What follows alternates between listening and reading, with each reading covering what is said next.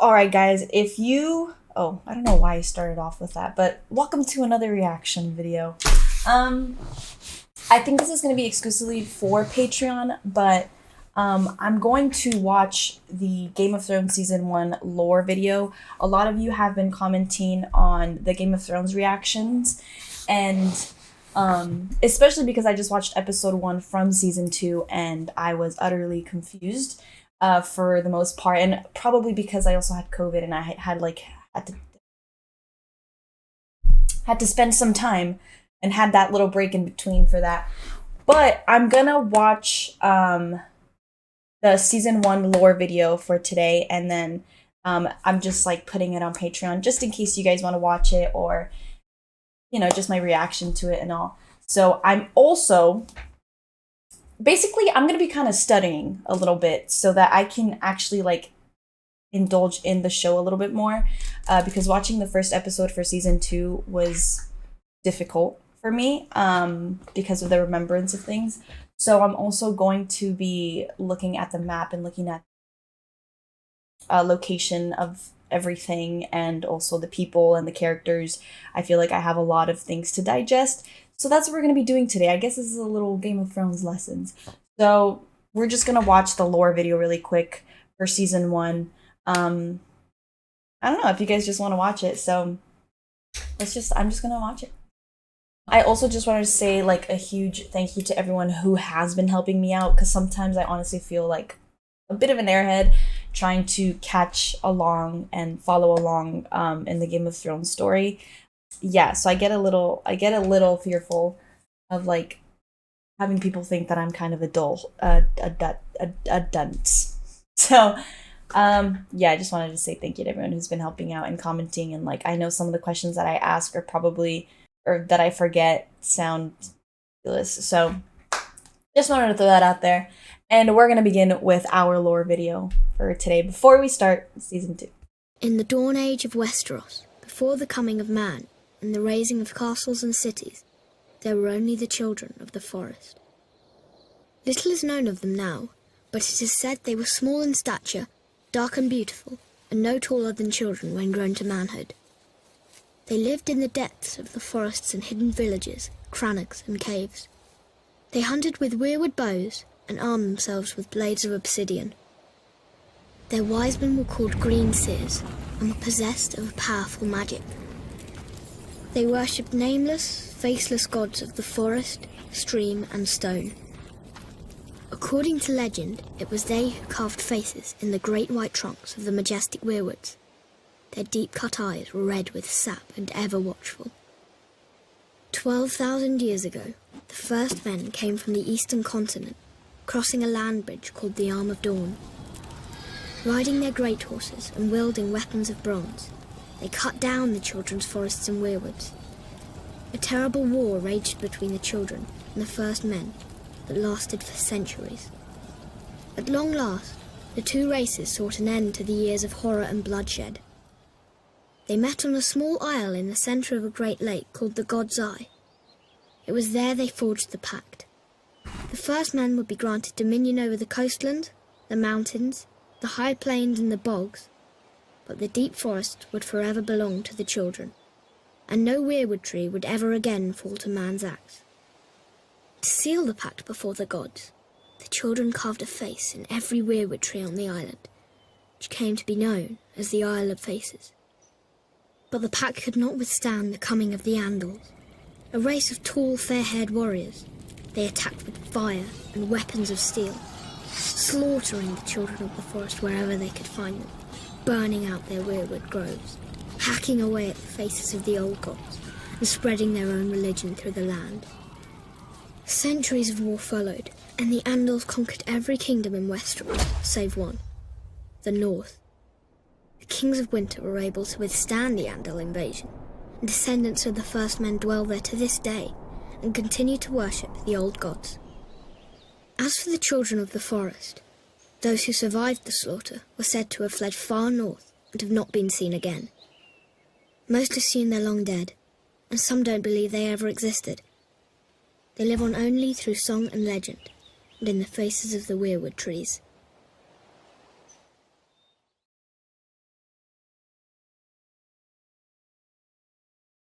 When Aegon the Conqueror invaded Westeros, he had 7 kingdoms to contend with. The Kingdom of the North, the Kingdom of the Mountain and the Vale, the Iron Islands, the Kingdom of the Rock, the Kingdom of the Reach, the Stormlands, and Dorne.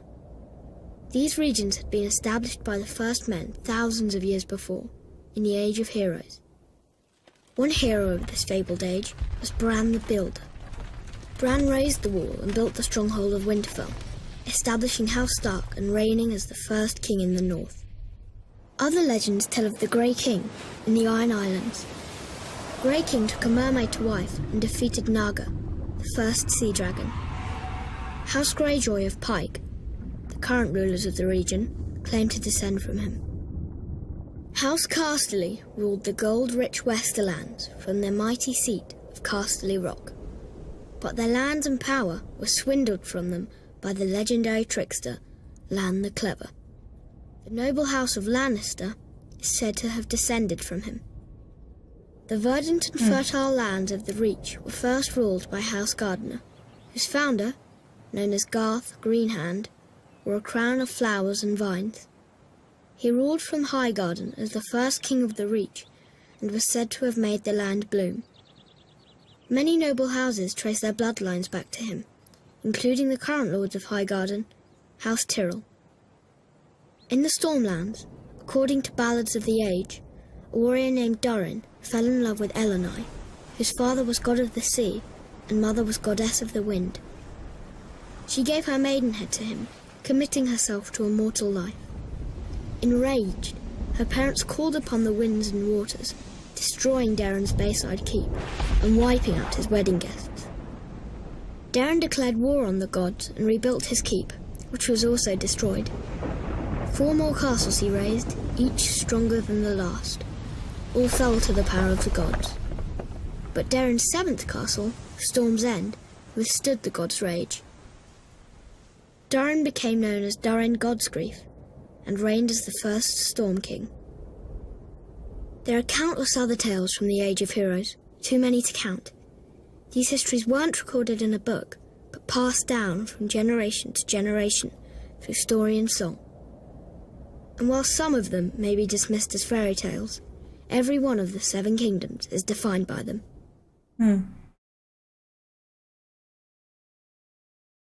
Okay. East of Westeros lies the smoking sea, where no ship dares sail.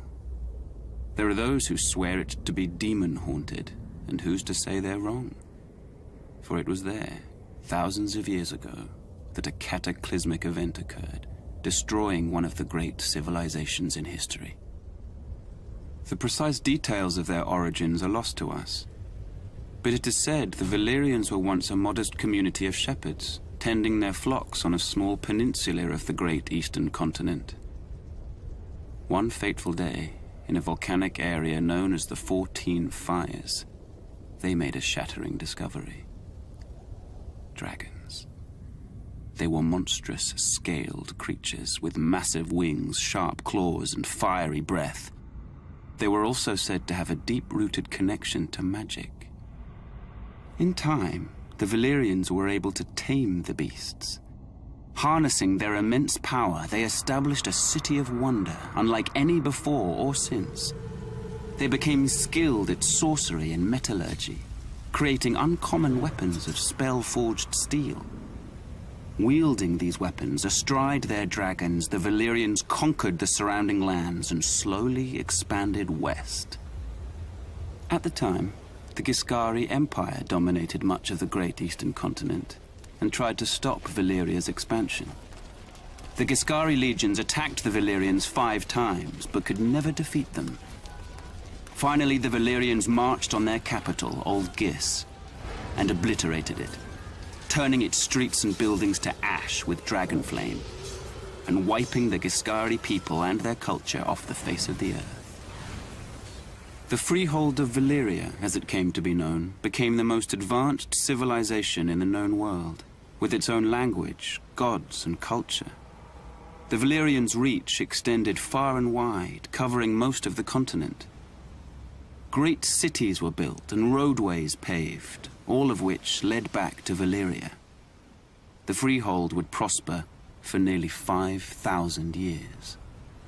But it was not to last. An event that became known only as the Doom laid waste to the Valyrians, their capital city, and its surrounding lands. The peninsula itself was shattered, becoming what is now the Smoking Sea. Every dragon was thought to be lost, as were the Valyrian spells, knowledge, and recorded history. Thus, the mighty empire collapsed. What caused this cataclysm? No one knows for certain.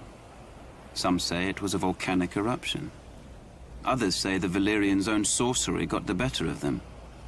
In any event, the Doom's devastation of the Valyrian people was total, with the exception of a small rocky island in the narrow sea, Dragonstone.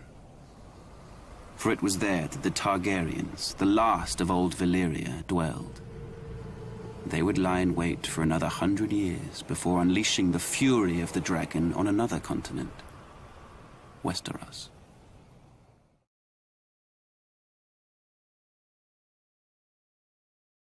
Night gathers, and now my watch begins.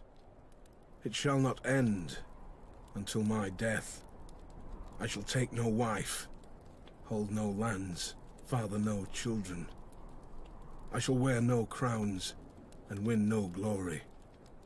I shall live and die at my post. I am the sword in the darkness. I am the watcher on the walls.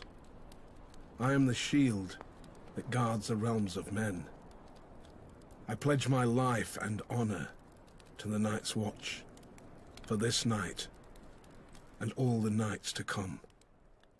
Legend tells of a winter that lasted a generation, and of a vast and terrible darkness that fell across the land. It came to be known as the Long Night.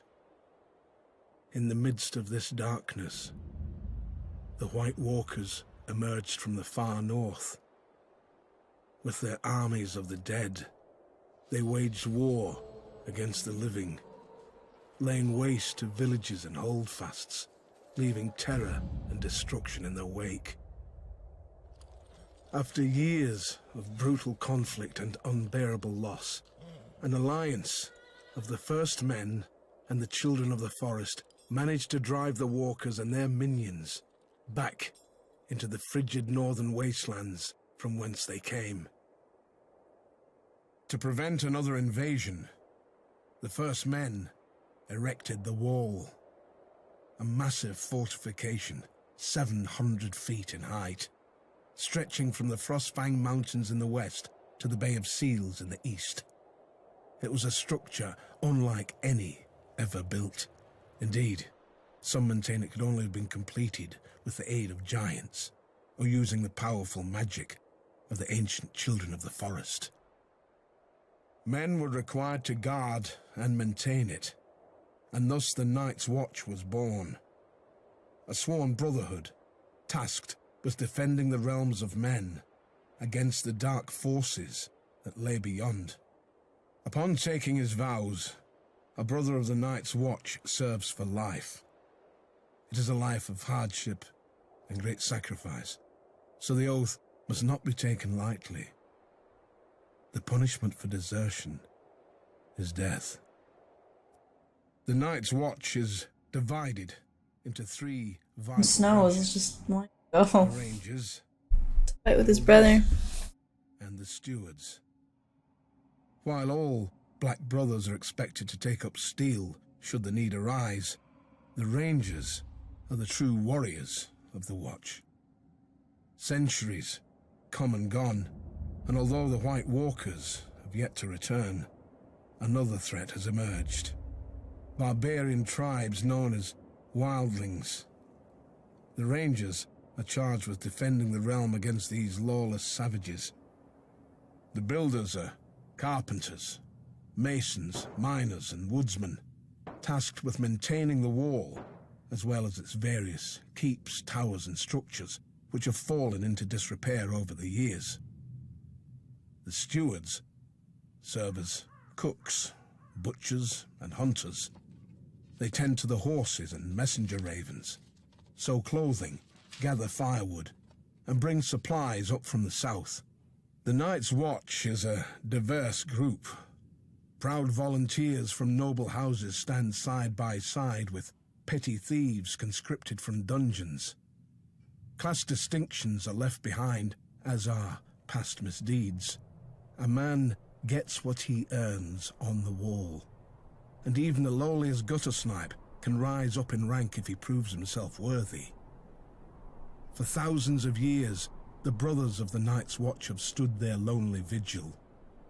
As the seasons changed, as brutal wars raged in the south, as dynasties rose and fell, the Night's Watch endured. We are the swords in the darkness. We are the watchers on the wall. We are the shields that guard the realms of men. That's really cool. That was my favorite history one so far. History of the Night's Watch. Joining the Night's Watch, or taking the Black, is a singular honour for any northerner. For it was in the north, some 8,000 years ago, that the first men drove back the White Walkers, erected the wall, and established the sworn brotherhood that would guard the realm and its people from the dangers beyond. Regrettably, the Night's Watch no longer commands the widespread respect and admiration it once did. While House Stark and other houses in the northern regions continue to recognize its vital importance to the safety and stability of the realm, this view is not shared by the powerful houses of the southern kingdoms or their subjects. Most regard the Watch as a misguided, obsolete order made up of useless outcasts.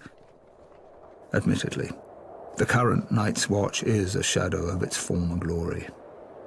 Their numbers have dwindled to less than 1,000. Of the 19 castles along the wall, only 3 are functional: the Shadow Tower, Castle Black, and East Watch by the Sea. And the Watch's mandate of adding to the wall has been abandoned entirely. There are barely enough resources to maintain it. Recruiting officers, known as Wandering Crows, scour the dungeons and slums of the realm in hope of finding men to fill the ranks. While there is still the occasional highborn volunteer, the newest recruits are almost entirely made up of lowly criminals. Thieves, rapists, and murderers, sentenced to the wall as punishment for their crimes. The decline of this once fabled order is troubling, as the danger it guards against is all too real. While the White Walkers haven't been seen or heard from in ages, and may very well be the stuff of myth, barbarian tribes that dwell beyond the wall, known as wildlings, have been a menace to the north and its people for generations. At certain points in history, the disparate wildling tribes have united behind a single leader, a king beyond the wall, and attempted large-scale attacks against the realm. But thanks to the resourceful and courageous men of the Night's Watch, these so-called kings were soundly defeated. While many have lost faith in the Night's Watch, the people of the North are steadfast in their belief that the Black Brothers will answer the call of duty.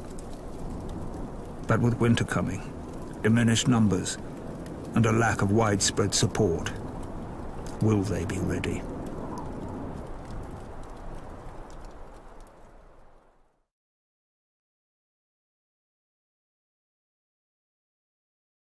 Long ago in the wintry north, an army of demons emerged from beneath the icy ground and spread darkness and despair across the land. Astride their monstrous spiders, flanked by giants, they wreaked havoc on the innocent, slaughtering thousands. All hope was lost until the fearless warriors of the first Night's Watch drove them back into the wintry mountains and built a magic wall to keep them from ever invading again. These stalwart brothers in black continue to protect us even to this day from the evils that lurk in the shadows. An absurd lie. A fairy tale spun by many a wet nurse in the north. To be sure, a giant wall does exist. A triumph of engineering, perhaps, but not of magic. As for the Night's Watch, there may have been a time centuries ago when there was prestige and honor in the miserable monastic life of a Black Brother. But now, the Wall has become a glorified penal colony, full of outcasts, criminals, and assorted ne'er-do-wells. Today, a typical man of the Night's Watch most likely started out a lowly beggar, or a rapist, or a village idiot. As for the few high-born watchmen, they either fought on the losing side of a war, or were disowned by their parents for one reason or another. Those who persist in defending the Night's Watch will claim the Seven Kingdoms need protection from the wildling tribes of the far north. But there's little to fear from those primitives. They're a nuisance, but not sophisticated or powerful enough to be a significant threat to the realm. And any talk of White Walkers returning with their armies of the dead and their giant spiders and their snarks is just that. I love the way that they talk about it is how they portrayed it in the show itself, because hearing it and seeing and thinking back of how they actually acted at religion is the faith of the Seven. Exactly that. First brought to its shores by the Andals some 6,000 years ago. But there are some who still keep to the old way, worshipping the faceless gods of the children of the forest and the first men. The old gods are countless, nameless spirits of nature. In ancient times, the children of the forest carved faces in the trunks of the weirwood trees, which became sacred symbols of their faith. In time, the first men adopted the children's gods as their own. Most castles at that time contained a god's wood with a weirwood or heart tree at its centre. Meanwhile, across the narrow sea, a new religion was born in the hills of Andalos. According to legend, the god of Seven revealed itself to the Andals, and the invasion of Westeros followed soon after. The Andals sailed across the sea on ships armed with weapons of steel. Some warriors carved a seven-pointed star into their skin as a symbol of their new faith. The invaders destroyed most of the weirwoods in the southern lands, slaughtered the children of the forest wherever they could find them, and conquered every kingdom of the first men, save the north. In time, the faith of the Seven spread like wildfire throughout the land. The Seven is a single deity with 7 aspects, each symbolising a different area of life, though most people refer to the Seven as separate gods. The mother is prayed to for mercy and watches over fertility, childbirth, and peace. The father sits in judgment over souls. The warrior is prayed to for protection, valor, and skill in battle. The crone is the symbol of wisdom and foresight. The smith watches over creation and craftsmanship. The maiden symbolizes purity, love, and beauty. Finally, there is the stranger, rarely prayed to, who represents death. The faith is highly organized and deeply influential in Westerosi politics and culture as the official religion of the monarchy. Worshippers gather in temples of the faith called septs.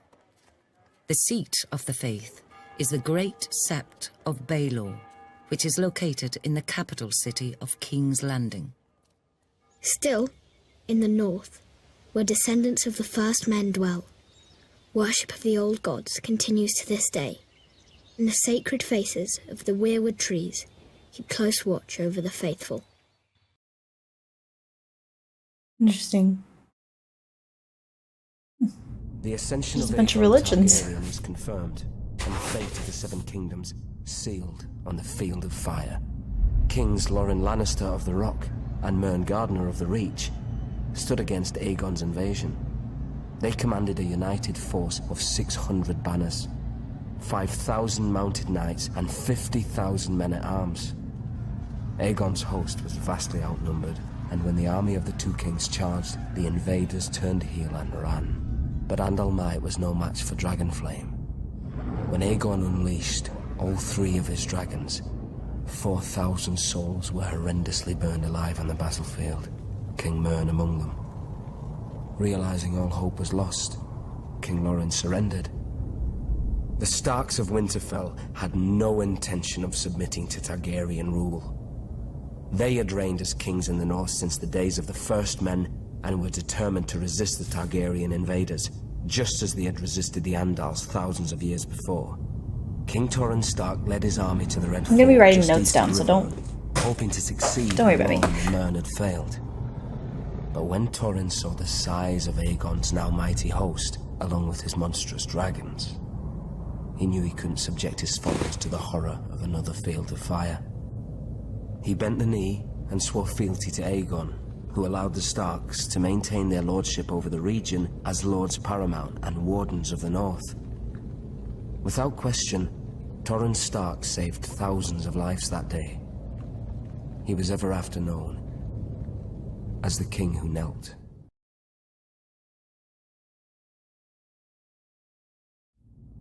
The days of the Andals were numbered. One by one, their so-called kings were bending the knee or facing the wrath of Aegon Targaryen. Aegon of Old Valyria. Aegon who was blood of the dragon. After defeating the Iron Men at Harrenhal and slaying the last of the Storm Kings, Aegon and his sisters, Rhaenys and Visenya, set their sights on other prizes. The gold mines of the Rock and the fertile lands of the Reach. King Loren Lannister of the Rock and King Mern Gardener of the Reach foolishly thought their combined armies could beat back the Targaryen host. They rode forth together, their proud banners flapping in the wind, and faced off against Aegon in a vast golden field of wheat. The two kings commanded a massive force of nearly 60,000, and it appeared the day was theirs, until Aegon unleashed all 3 of his dragons for the first and only time. Each beast was named after the Valyrian gods of Aegon's forefathers. Visenya rode Vhagar, whose fiery breath could melt armor. Rhaenys rode Meraxes, whose jaws were big enough to swallow a horse whole. Greatest of all was Balerion the Black Dread, with fire dark as night and wings so huge whole towns were covered in shadow when he flew overhead. This magnificent creature was ridden by Aegon himself. Interesting that the dragons have 4,000 different men like braved the characteristics. glorious dragon I don't think flight I that day, on what imagined came to be that. known as the Field of Fire. King Mern was among the dead, and House Gardener died with him. His stewards, the Tyrells, surrendered his ancestral stronghold of Highgarden to Aegon, and were appointed Lords Paramount of the Reach and Wardens of the South. When Loren Lannister witnessed Mern's fate, he wisely bent the knee. Aegon spared Loren's life, and the Lannisters were made Lords Paramount of the Westerlands and Wardens of the West. After his triumph on the Field of Fire, Aegon's conquest was assured. In a short time, the so-called 7 kingdoms were melted down in the heat of the dragon's flame and transformed into a single realm. Aegon would forever be known as Aegon the Conqueror.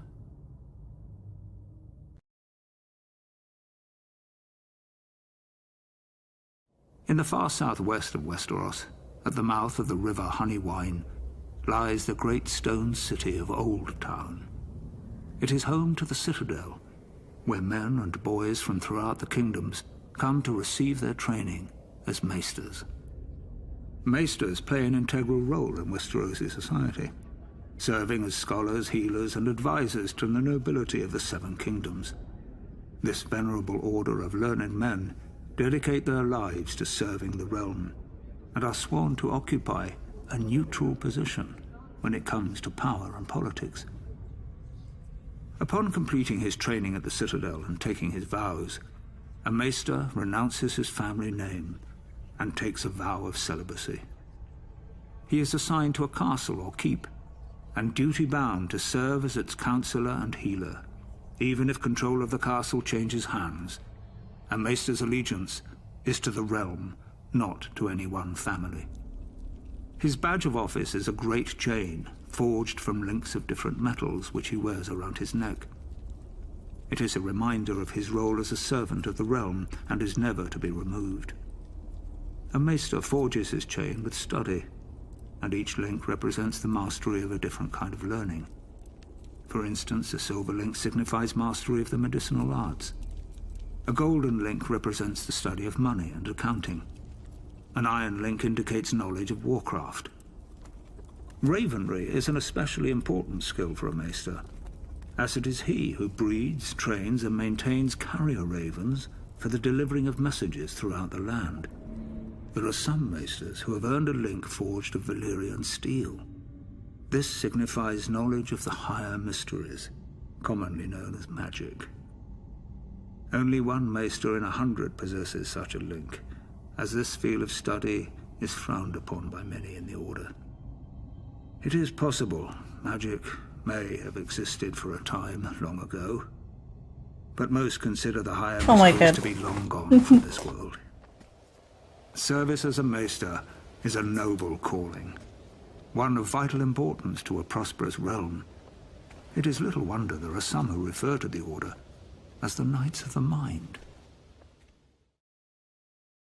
I wish I had watched this before I watched season 1. Well, maybe, I don't know if that would have confused me, though. As word of King Aerys' erratic and troubling behavior spread throughout the Seven Kingdoms, Lord Rickard Stark continued to serve his king faithfully as Warden of the North. The proud father of 4 children, his daughter Lyanna, was engaged to Robert Baratheon, the young lord of Storm's End. Centuries of peace between the North and the Iron Throne ended the day Rhaegar Targaryen, Prince of Dragonstone, abducted Lyanna. Enraged, Brandon Stark rode to King's Landing, demanding the release of his sister and the death of Rhaegar. Aerys arrested him for treason, and called his father to come to the capital to ransom him. When Lord Rickard complied, Aerys, now utterly mad, arrested him for treason as well. Lord Rickard demanded a trial by combat. Aerys declared Fire the champion of House Targaryen, and had Lord Rickard suspended from the rafters of the throne room while pyromancers lit a blaze beneath him. As he burned, Brandon was brought into the throne room. A leather cord attached to a strangulation device was wrapped around his neck. Aerys told Brandon his father was a dead man, but there was a chance to save him. A longsword was placed on the floor just out of Brandon's reach, and the more he struggled to reach it, the more the cord tightened around his throat. Brandon Stark strangled himself, trying to free his father, who was roasted alive in his own armor. The entire court stood and watched this atrocity take place. Sir Jaime Lannister and the Kingsguard among them. The Mad King was reported to have laughed hysterically as these 2 noble men were tortured and brutally killed before him. Seeking to rid the world of all his supposed enemies, Aerys called for the head of Rickard's younger son, Eddard Stark, and Lyanna's betrothed, Robert Baratheon. He sent word to Lord Jon Arryn, who had fostered both young men at the Eyrie, to apprehend them. Instead, Lord Arryn joined houses Stark and Baratheon in rebellion. Robert vowed to kill Rhaegar Targaryen and get his beloved Lyanna back.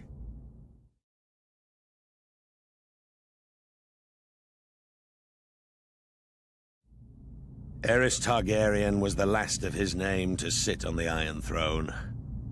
Known far and wide as the Mad King, his was a reign of instability and terror. The Seven Kingdoms are well rid of him and his kind. Oh, he may have appeared to be a capable ruler at first, but that was due in no small part to his counselors led by the hand of the king, Tywin Lannister. There may have been years of peace and prosperity during Aerys' reign, but it was Tywin who was really running the country as Aerys spiraled further and further into insanity. The dragon spawn were famous for losing their minds. It was the price they paid for centuries of keeping the bloodlines pure. And Aerys more than happily continued the noble sister-fucking tradition of his forefathers. As the years passed, Aerys's behavior became increasingly erratic. He cut himself so often on his Iron Throne, many referred to him as King Scab, though never to his face. It was rumored he had developed an obsession with wildfire, and was known to inflict horrific punishments on those he considered enemies, including burning them alive. As his paranoia and bloodlust grew, he had a bitter falling out with Lord Tywin, who had served the crown faithfully for 20 years. At least Tywin was able to leave the job with his life and fortunes intact. Subsequent hands of King Aerys weren't so fortunate. Then the Targaryens went too far. The Crown Prince Rhaegar abducted Lyanna Stark, daughter of Rickard Stark, the Lord of Winterfell. She was my betrothed. She was my beloved. Beautiful and spirited woman, and I loved her more than life itself. Rhaegar went south with Lyanna, hiding her away in Dorne. What harm he inflicted on the poor girl, the gods only know. Brandon Stark, Lyanna's eldest brother, was outraged. He rode to King's Landing to confront the king and demand his sister's safe return. Instead, Aerys had him executed, his father, Rickard Stark, as well. There wasn't much left to discuss after that. Aerys feared their loved ones would seek revenge for what he did. He was right to be afraid. Aerys wasted no time in calling for the heads of Brandon's younger brother, my friend Eddard Stark. And my head too, of course. I'm sorry he didn't come looking for it himself. Alongside Jon Arryn of the Vale, the man who fostered Ned and I as children, Baratheons, Starks, and Tullys all called their banners. Once our rebellion began, the Mad King's days were numbered.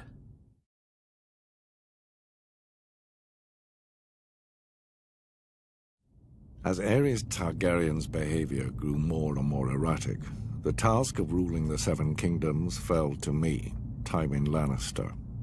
I had served Aerys for nearly 20 years, and as a result, the realm had prospered. The royal coffers were full, the land was at peace.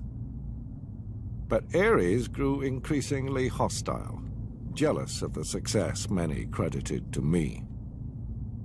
My power and influence unnerved him. The captain of my personal guard, Sir Elyn Payne, was once overheard making offhand comments regarding who was the true ruler of Westeros. When the king was given this information, he had Elyn Payne's tongue ripped out with hot pincers. It was my desire to unite the houses of Lannister and Targaryen through marriage. My daughter Cersei would marry Aerys' eldest son, Prince Rhaegar. Such a union made perfect sense for all parties. However, Aerys' senses had begun to leave him quite some time earlier. Instead of uniting the royal family with its most loyal and powerful ally, Aerys chose instead to insult my family, indicating that such a match was beneath Rhaegar. Instead, he chose Elia Martell of Dorne to be Rhaegar's wife. As if to rub salt in my wounds, Aerys appointed Jaime, my son, to the King's Guard. The King's Guard may be an honor for lesser families than ours, but it is a lifetime appointment that forces him to renounce all family holdings.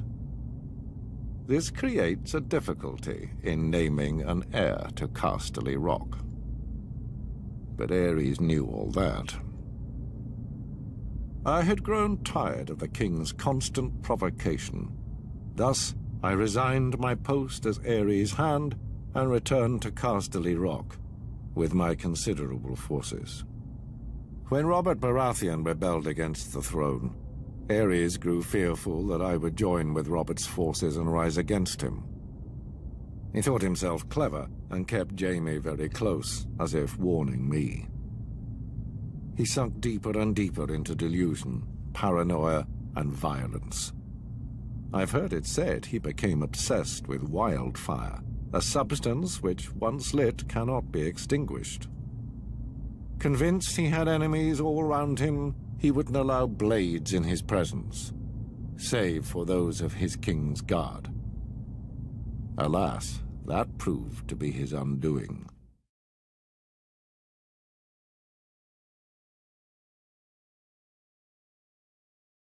The Targaryen dynasty united the Seven Kingdoms and lasted nearly 3 centuries.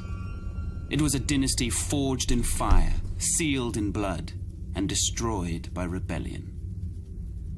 The Targaryens are blood of the dragon, descended from the nobility of ancient Valyria, a once mighty empire in the east. When the cataclysmic doom laid waste to Valyria and its people, the Targaryens survived, having settled on the island fortress of Dragonstone years before. They remained there for a century, until the rise of Aegon the Conqueror. Instead of attempting to reclaim the eastern lands of his ancestors, Aegon sailed west for the Seven Kingdoms, his sisters Visenya and Rhaenys at his side. To keep the bloodlines pure, Aegon continued the custom of his Valyrian ancestors and took both of his sisters to wife. Together, they came ashore on the eastern coast of Westeros, their blazon a dragon with 3 heads, representing Aegon and his sister wives. Their words, fire and blood. While their host was small in comparison to the armies of Westeros that awaited them, Aegon and his sisters had a secret weapon, the last of the dragons. He conquered every kingdom save Dorne, which eventually bowed to Targaryen rule a century later. He had the swords of his enemies melted down by the fiery breath of his dragon, Balerion the Black Dread, and forged into the Iron Throne. The capital city of King's Landing was built on the eastern coast, where Aegon and his sisters first came ashore, and Aegon ordered the construction of a royal castle on its highest hill, the Red Keep. For 300 years, the Targaryen dynasty stayed strong in the face of rebellion, civil war, and plague.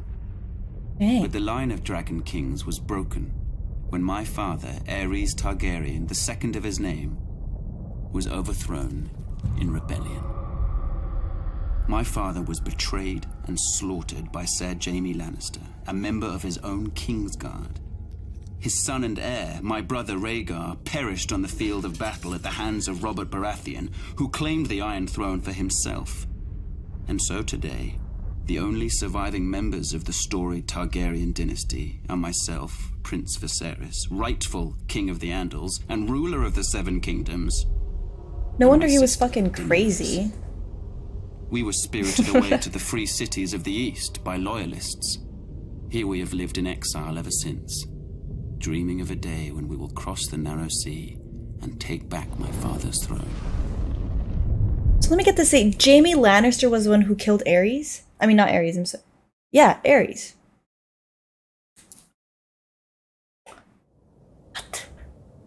Rebellion. The crimes of House Targaryen were too heinous to go unanswered. The noble houses of Baratheon, Stark, and Arryn united to oppose and overthrow the line of the cursed Dragon Kings. While Ned Stark and Arryn secured an alliance with the Tullys of Riverrun, I called the banners of Storm's End and rode out in force against the Mad King and his minions. Gods, those were some battles. Our first victory occurred at Summerhall, where I faced off against an army of dragon loyalists and won 3 battles in a single day. 3 in one day. 7 hells, that was a glorious day. We tried to take Ashford Castle in the Reach, but the Tyrells beat us back. We had to regroup. My army was pursued north by Aerys's army and took refuge in the Stony Sept in the Riverlands. When the Targaryen army entered the town, the sept bells tolled, a signal to the townspeople of the battle that was to come. As the Targaryens searched from house to house for me, the combined forces of Ned Stark and the Tullys swept into the city. Gods, what a day that was. It's now known as the Battle of the Bells.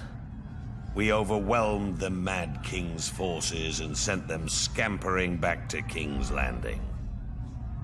Aerys' son, Rhaegar, who started the whole damn thing, finally emerged from hiding in the south and assembled his own army to face us. As for the Mad King, he must have been pissing himself. The battle that would decide the fate of the Seven Kingdoms occurred at the crossing of the Green Fork of the Trident River. Rhaegar commanded the royal host, which was some 40,000 strong. My forces were outnumbered by nearly 5,000 men, but that didn't matter. They were fresh, but we were battle-hardened and had justice on our side. As the battle raged around us, I faced off with Rhaegar, the stag and the dragon right there in the ford of the river. I fought with the fury of 10 men, raining blow after blow upon that vile prince before burying my warhammer in his chest. I hit him so hard the rubies on his armor broke free, flinging them into the stream. They call it the Ruby Ford now. With that scum Rhaegar dead and the royal army shattered, our next move was to make for King's Landing. But I'd sustained a few wounds in the battle and was unable to ride. I sent Ned Stark to the capital to face the Mad King and make him pay for his crimes.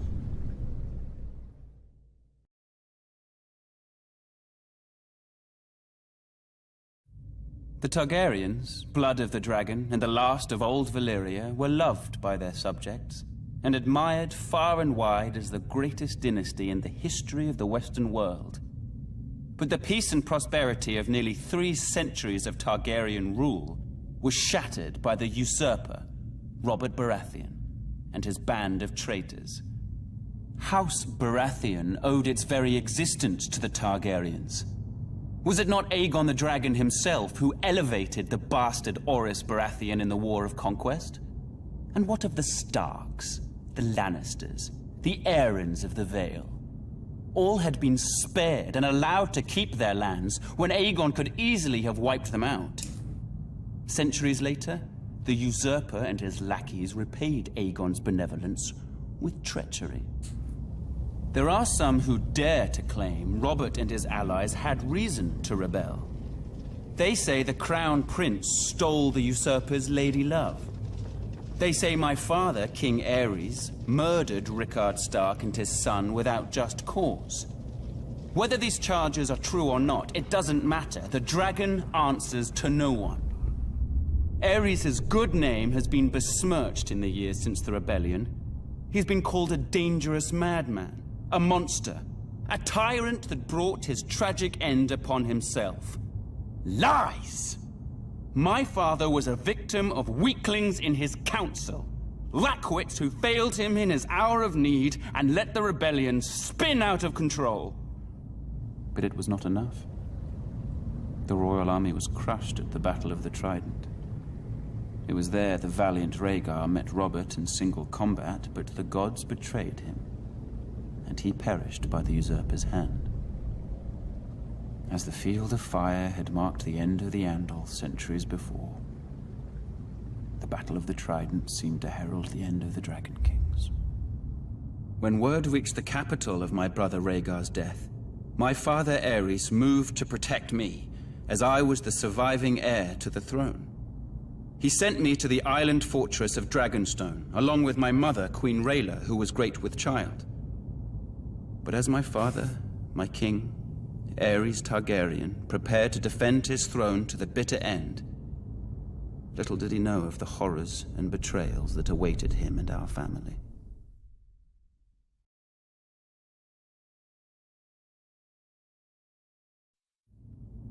Ours is the fury. These are the words of the Black Stag of Baratheon. A battle cry echoed throughout the land in rebellion when I, Robert Baratheon, the first of his name, seized the Iron Throne from the Mad King Aerys Targaryen, ending a dynasty nearly 300 years old. House Baratheon was born in the Wars of Conquest, when Aegon the Dragon invaded Westeros.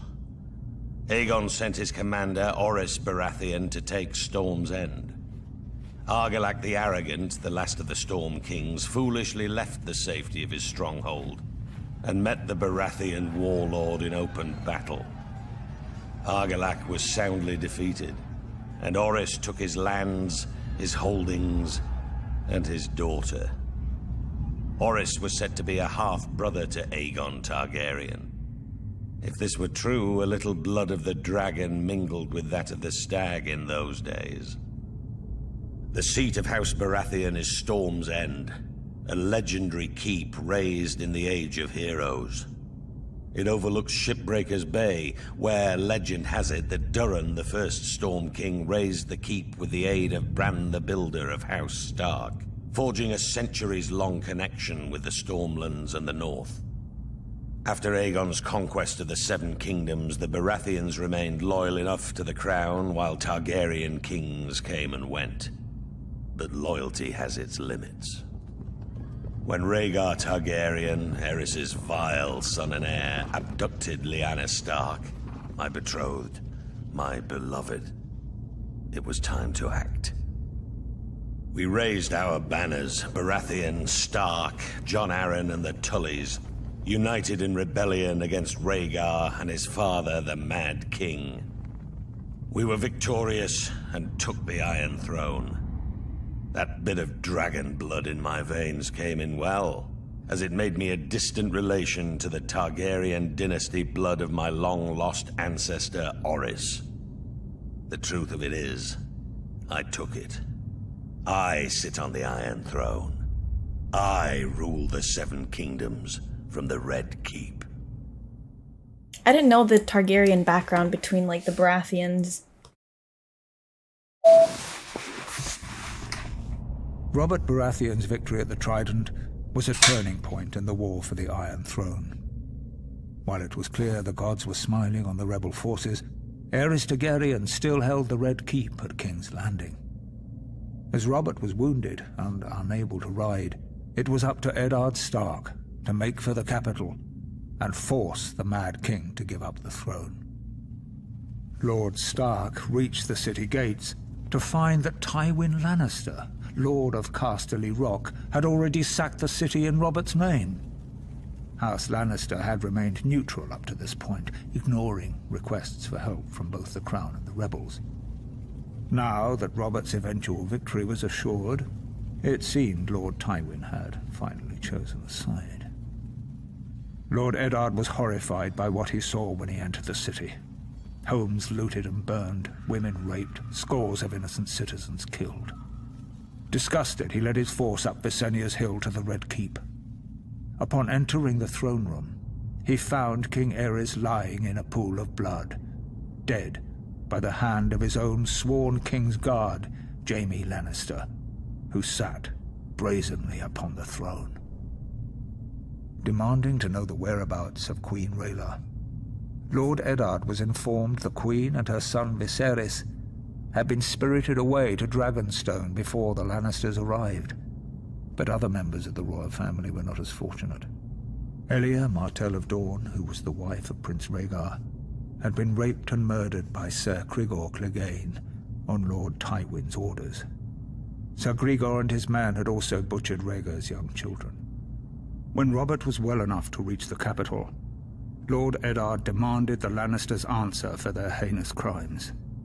Robert refused, and sent him south to relieve the Baratheon stronghold of Storm's End, which was still under siege by forces loyal to the crown. Whatever words passed between the two old friends are known only to them, but Lord Eddard is said to have left King's Landing in anger. Later, when Robert was crowned, he appointed Jon Arryn as Hand of the King. Lord Arryn's first order of business was to broker a truce with the Martells of Dorne, who were outraged by the brutal murder of Princess Elia and her children. Following the death of Lyanna Stark, who had been betrothed to Robert, Houses Baratheon and Lannister were joined in marriage when the new king took Tywin Lannister's eldest daughter Cersei as his queen. As for Eddard Stark, he returned to his stronghold of Winterfell, forever haunted by his sister's death and the shameful way that Robert had secured his throne.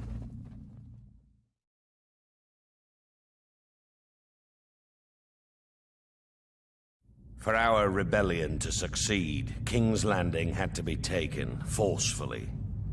No one was foolish enough to believe that Aerys was going to hand his crown over peacefully.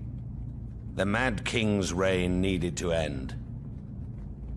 What Tywin Lannister's forces did was unfortunate, but it was necessary to secure the Iron Throne and bring peace and justice to the Seven Kingdoms. My glorious victory at the Trident left me wounded, but I sent my personal maester to attend to Ser Barristan Selmy instead. His wounds were more severe. Even though Ser Barristan was a member of Aerys's Kingsguard and fought on the opposing side, that man's bravery and loyalty was something to behold. But this meant my wounds would take longer to heal, and I couldn't ride to King's Landing myself. I sent the one man I trusted over anyone else in this world, Ned Stark, in my place. Had I been able to ride, perhaps I could have reached King's Landing sooner and prevented some of the violence that occurred when the Lannisters entered the city. Still, what Lord Tywin did was for the greater good. Even what happened to Princess Elia and her children. Babies or no, theirs was the same cursed blood that flowed within the Mad King's veins. They were dragon spawn and couldn't be allowed to survive. What would they grow to be? Loyal subjects? Ned with his damn northern honor. He and I had our first major fight over the deaths of the Targaryen children. Ned called it murder. Murder? It was war. It was war. Lord Stark demanded that the Lannisters be held responsible for their crimes. Was it a crime to put an end to a family of lunatics born of incest? I wouldn't and still won't blame Tywin. Instead, I sent Ned Stark south to finish off the remaining Targaryen loyalists. It was only Lyanna Stark's death that reconciled us. Ned had lost his sister. I had lost my betrothed and beloved. We shared that sad bond together, Ned and I. Through it, our friendship That was in the made beginning where I was strong again. confused. As for the Mad King's surviving heirs, those that were able to scurry away in the face of my fury now live somewhere across the narrow sea. They had best stay there. If they ever set foot in Westeros again, they will face the King's justice.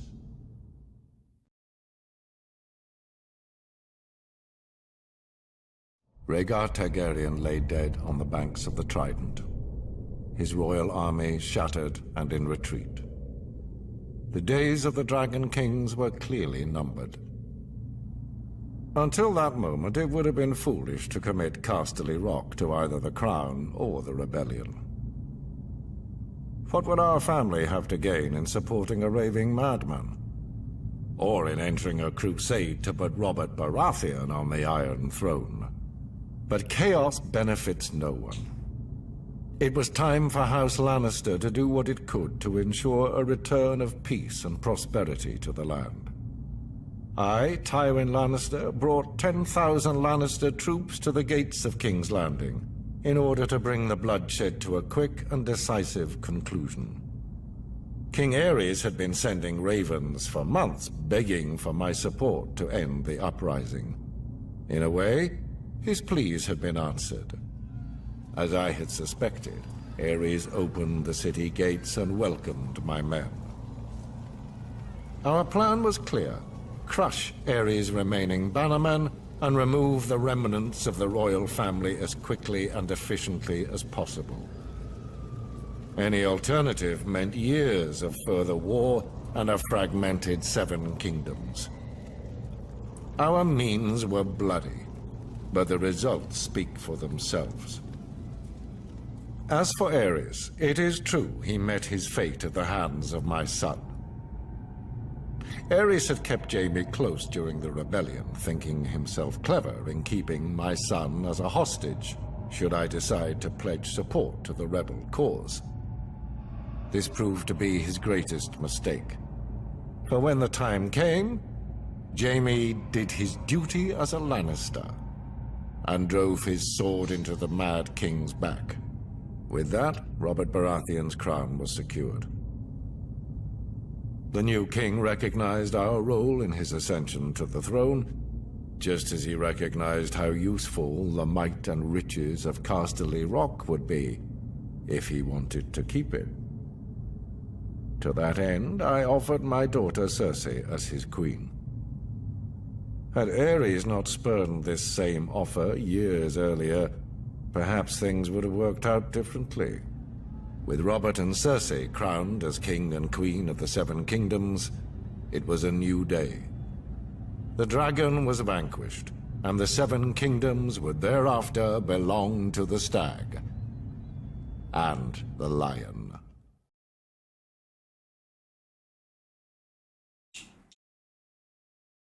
The Battle of the Trident may have been an important victory for the usurper, but it was the treachery and barbarism of Tywin Lannister that sealed the fate of the Targaryen dynasty. My father, King Aerys, had ever been a friend to the Lions of the Rock. Aerys graciously brought Tywin to court, making him the youngest hand of the king in history. He gave him power. He gave him respect. He made it possible for Tywin to restore House Lannister to glory. Aerys and Tywin governed side by side for 20 prosperous years. Still, when the usurper called his banners in rebellion, Tywin Lannister ignored his king's pleas for help and stayed holed up in his stronghold of Casterly Rock. In time, my brother, Prince Rhaegar, was dead. The realm was in turmoil, and the usurper's forces were said to be riding for King's Landing. What a glorious sight it must have been when a force of 10,000 Lannister men showed up at the gate of the capital with Lord Tywin at their head, pledging support to his beleaguered king. Aerys opened the gates for his old friend. Instead, Lannister and his men proceeded to plunder and destroy the city that he had called home for decades. As the capital was ravaged and its people terrorized, Jaime Lannister, son of Lord Tywin, proved every bit as treacherous. He killed my father, the king, at the foot of the Iron Throne. The Lannisters entered the Red Keep, and Tywin ordered the deaths of the rest of the royal family. It is said Princess Rhaenys was found cowering under her father's bed and put to the sword. She was only a child. As for Rhaegar's widow, Elia, she was forced to watch as Lannister thugs dashed her baby son's head against a wall before being raped and murdered herself. As I was the heir to my father's throne, I had been spirited away to Dragonstone with my mother, Queen Rhaela, who was with child. As a raging summer storm battered the island fortress and destroyed the Targaryen fleet as it lay at anchor, my sister, Daenerys, was born. My mother, the Queen, died giving birth. Now, some 17 years later, the rightful king still lives in exile. But a day of reckoning is coming. I will sail west as Aegon the Dragon did centuries before. I will take back my father's throne with blood and fire. And I will punish the treacherous dogs who sought to destroy my family. Now he's dead. And the people shall rejoice.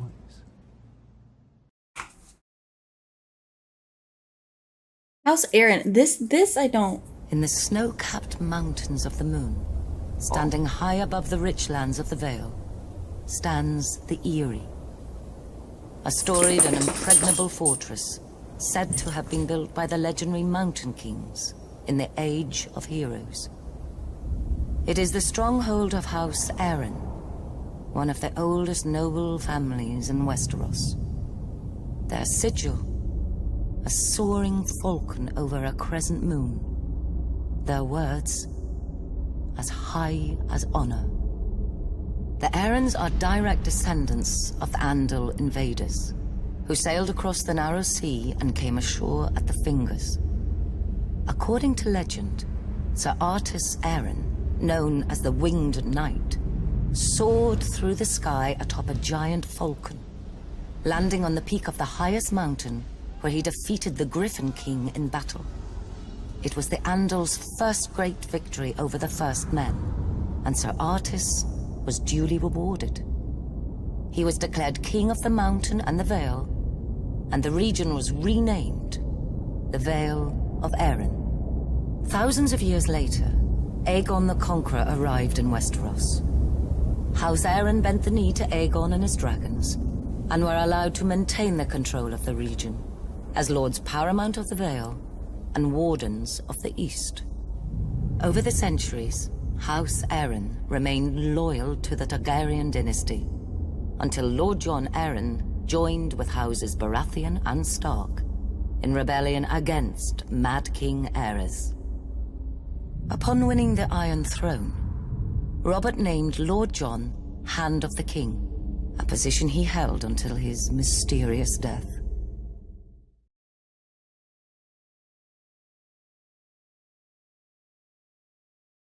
On the far western coast of the continent, high atop a rocky promontory overlooking the Sunset Sea, sits Casterly Rock, ancestral seat of House Lannister.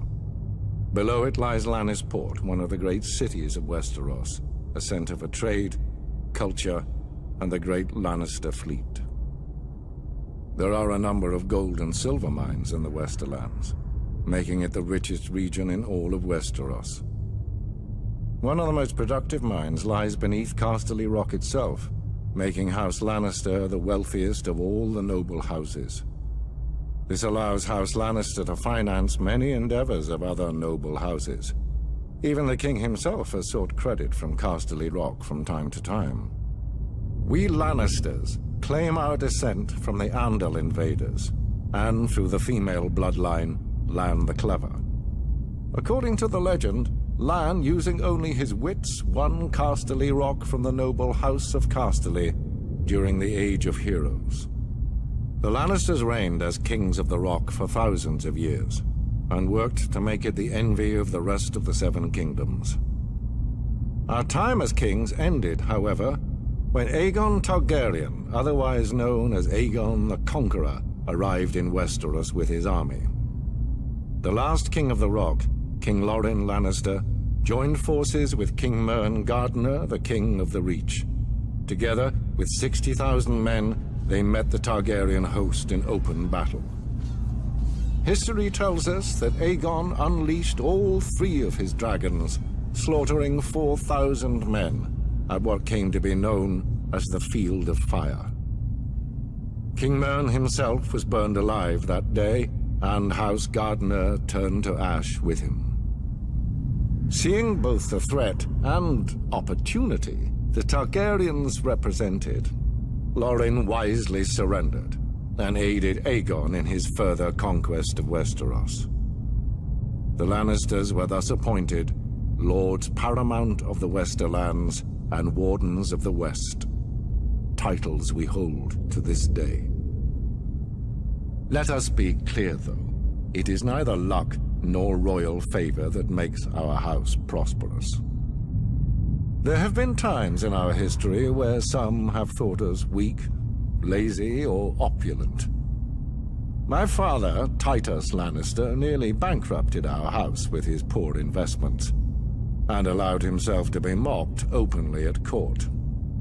When our vassal, the Rains of Castamere, dared to rise up against the Lannisters, they learned how dangerous it can be to taunt a lion. I, Tywin Lannister, led the assault on Castamere to put down this rebellion. I made an example of them, to anyone who doubts our might. They even made a quaint song about the fates of the Rains of Castamere. Sadly, there are no Rains left to hear it. Today, the Golden Lion of Lannister is rightly admired and feared throughout the Seven Kingdoms. Our words are, "Hear me roar." But there are other words that should be remembered when crossing a Lion of Casterly Rock. A Lannister always pays his debts.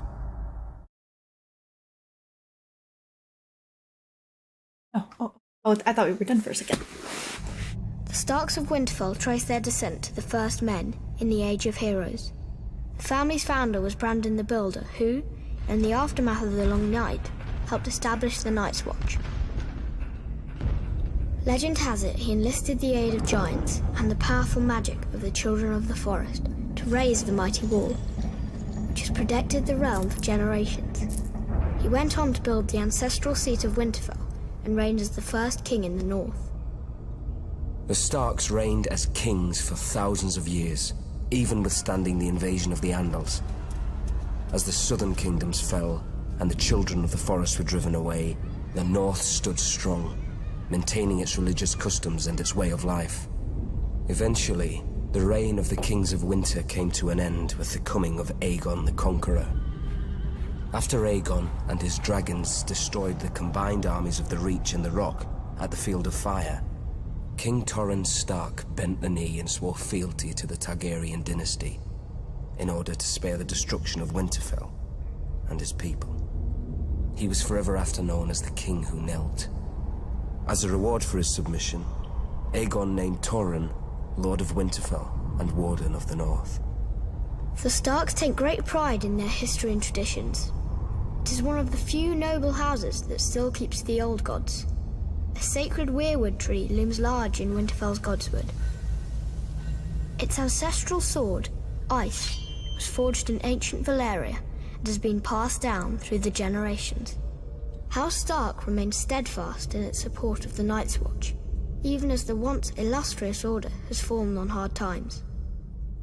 Much like their sigil, the Grey Direwolf, House Stark is the stuff of legend in the north and throughout the Seven Kingdoms.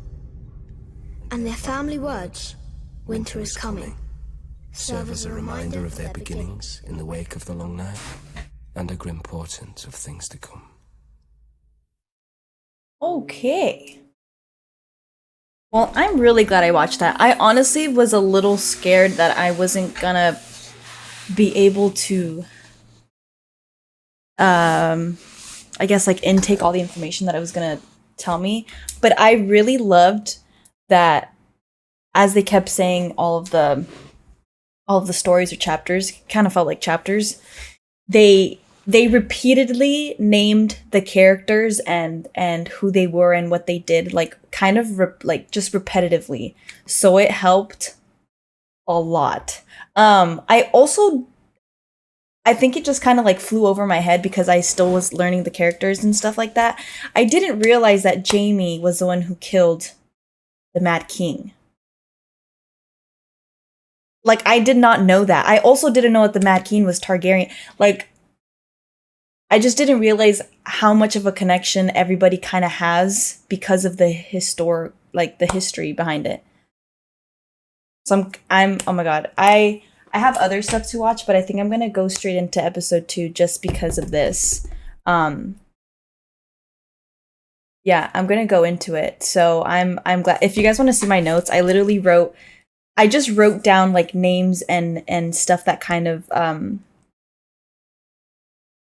like stuck with me, and then what I probably wouldn't have remembered. So like Tywin Lannister, I didn't know he was like, I don't think I realized, I don't know how to explain it. I just didn't know that he was the Hand of the King. But now I have, and by the way, I was also pausing this and looking online, like the names and stuff, because I didn't know their faces. So now I know Tywin is the father, and he's the one who sent off his son, to be under Joffrey. So now it's like, now I'm kind of like understanding a little bit more about all of it.